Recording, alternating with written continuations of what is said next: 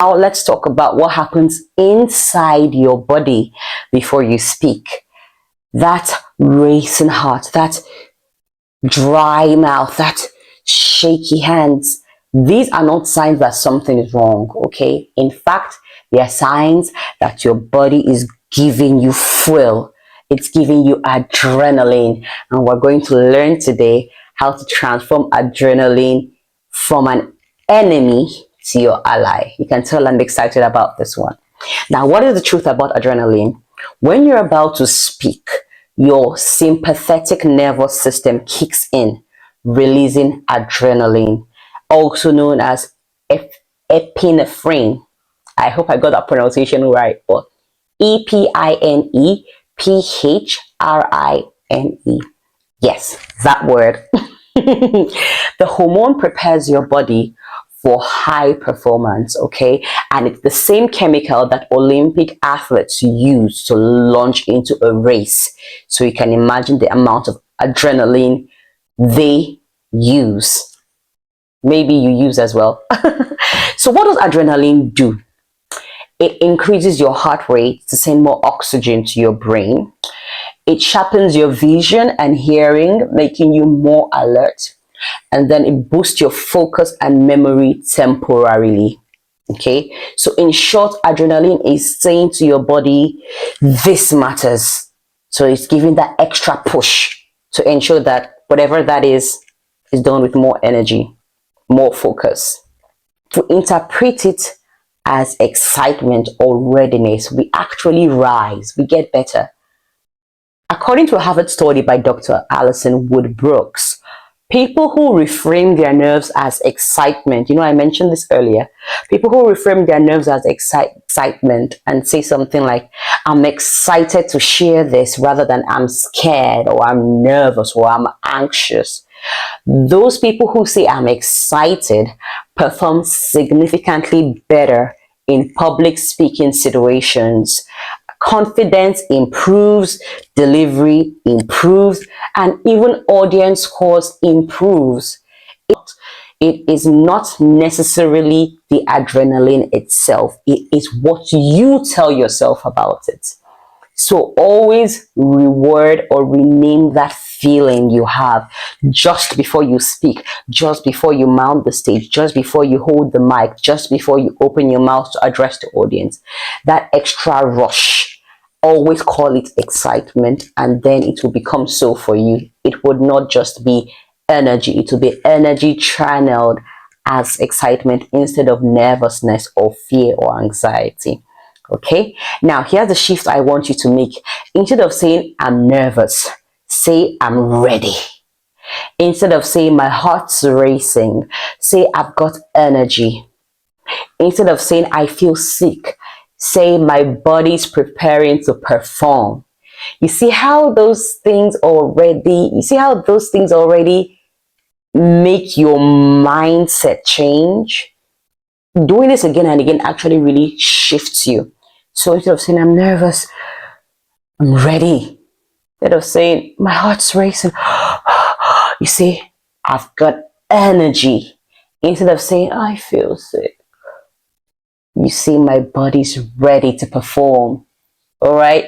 Let me give a real world example. Adebayo, a university student, once told one of the coaches that I know that I get so nervous about presentations that I feel dizzy. Actually, a lot of people say these kind of things, especially in the academic environment. So I get so nervous that I feel dizzy before presentations. And they actually trained him to expect the adrenaline, to welcome it as a friend. And at his next speech session, just before walking in, he whispered, "This means I care. This energy is mine to use." Of course, he did not laugh like me.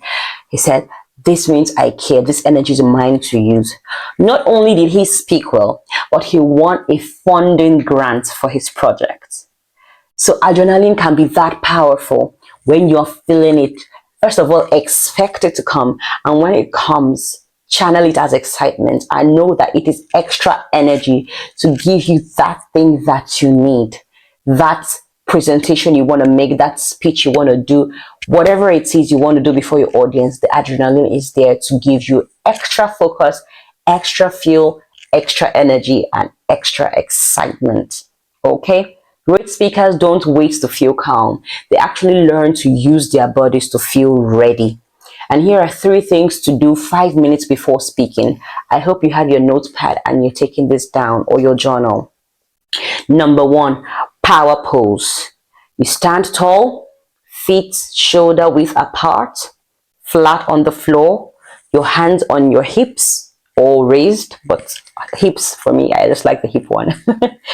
And research, do you know that research by Amy Cuddy shows that this boosts testosterone and lowers cortisol just by a pose, just by standing that way.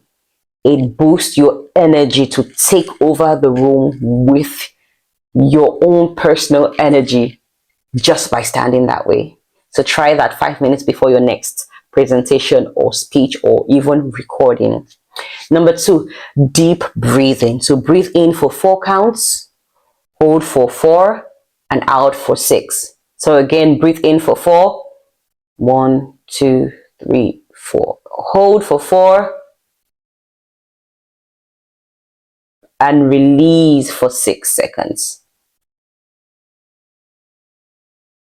It takes time to get used to that, but try it. And this would help you to feel calm.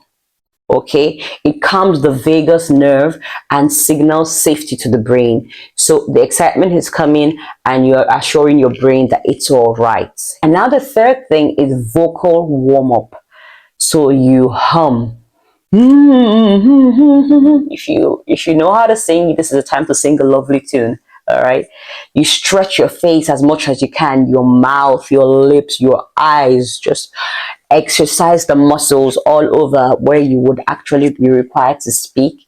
Just shake off the tension. You can shake your whole body. I know some people who actually do push-ups, press-ups just before they speak, and some even do a little bit of a jog, you know, even a long walk around the environment and back to the stage. So this activates your voice, prepares your body, and channels your energy.